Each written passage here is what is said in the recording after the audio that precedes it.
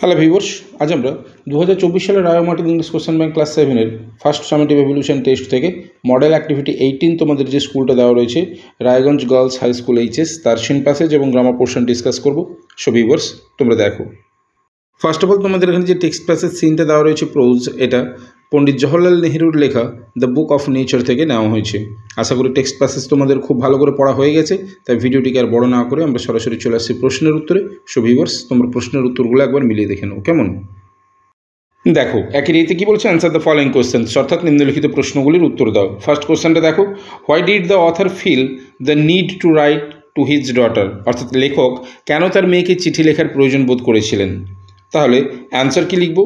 The author felt the need to write to his daughter because she was staying at Mussoorie and he was in Allahabad. So writing letters was the only way to communication between them at that time. অর্থাৎ লেখক তার মেয়েকে চিঠি লেখার প্রয়োজন বোধ করেছিলেন তার কারণ তার মেয়ে অর্থাৎ ইন্দিরা তখন মুসৌরিতে ছিল এবং তিনি ছিলেন কর্মসূত্রে এলাহাবাদে, তাই সেই সময় চিঠিই ছিল তাদের যোগাযোগের একমাত্র উপায়। কেমন? এরপর টু এর কোশ্চেনটিকে দেখো। টু এতে কী বলেছে? What was the author going to right about, অর্থাৎ লেখক কী নিয়ে লিখতে যাচ্ছেন। তাহলে অ্যান্সার কী লিখব? The author was going to write to his daughter about the story of our earth and the many great and small countries into which is divided, অর্থাৎ লেখক তার মেয়েকে আমাদের পৃথিবী এবং অনেক ছোট বড় দেশগুলি নিয়ে গল্প লিখতে যাচ্ছিলেন যেগুলি বিভক্ত ছিল। এরপর আমরা চলে আসবো বিয়ের দাগে। দেখো, বিয়ের দাগে কী বলেছে? Complete the sentences with information from the text, অর্থাৎ পাঠ্য থেকে তথ্য নিয়ে নিচের বাক্যগুলিকে সম্পূর্ণ করো। দেখো, ফার্স্ট সেন্টেন্সটা কী রয়েছে? To know about the story of the world, তাহলে বাক্যটিকে সম্পূর্ণ করার জন্য কী লিখব? One must think of all the countries and all the peoples that have inhabited it. এরপর টু এর সেন্টেন্সটিকে দেখো। টু এতে কী বলেছে? India though a big country is only, তাহলে বাক্যটিকে সম্পূর্ণ করার জন্য কী লিখব? A small part of the earth surface. এরপরে চলে আসবো আমরা সিয়ের দাগে। দেখো, সিয়ের দাগে কী বলেছে? Fill in the blanks with the words from the text, অর্থাৎ পাঠ্য থেকে শব্দ নিয়ে নিচের শূন্যস্থান পূরণ করো।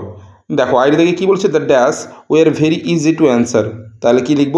The questions were very easy to answer.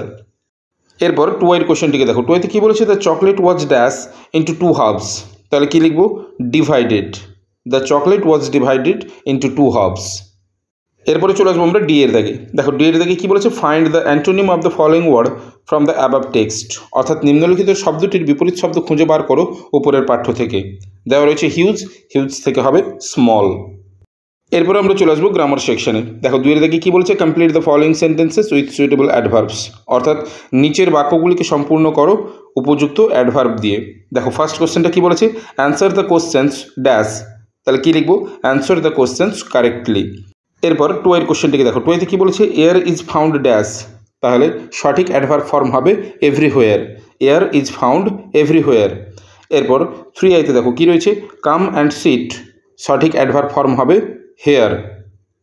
এরপর আমরা চলে আসবো তিনের দাগে। দেখো, তিনের দাগে কী বলেছে? Fill in the blank with appropriate conjunctions, অর্থাৎ সঠিক কনজাংশন ফর্ম বসে নিচের শূন্যস্থানগুলিকে পূরণ করো। দেখো, আয়ের দাগে বলেছে he could not come to school dash he was ill, তাহলে সঠিক কনজাংশন ফর্ম হবে because. He could not come to school because he was ill. এরপর টু এর কোশ্চেনটিকে দেখো। টু এতে কী বলেছে? ড্যাশ হি ইজ পোর, কামা হি ইজ অনেস্ট, তাহলে সঠিক কনজাংশন ফর্ম হবে দো, অর্থাৎ যদিও।